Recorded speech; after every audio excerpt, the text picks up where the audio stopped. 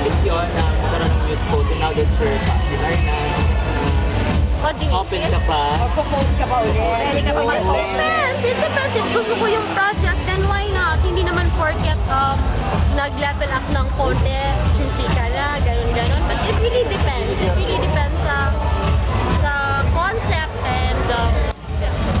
So, tinakpan mo ng Banti? Ano yung alam mo yun? Alam mo kasi hindi, that wasn't meant to be viral and hindi namin in-expect na magiging viral yun. Kasi we did it for fun, me and my friends. Project na yun for film school.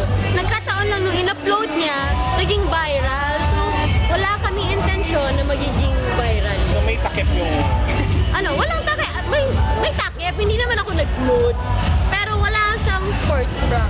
Kasi lahat ng boots are fake. So, hindi siya masakit kasi hindi siya totoo. So, hindi ko alam kung bakit nagiging issue sa mga tao na masakit daw. For me, hindi naman.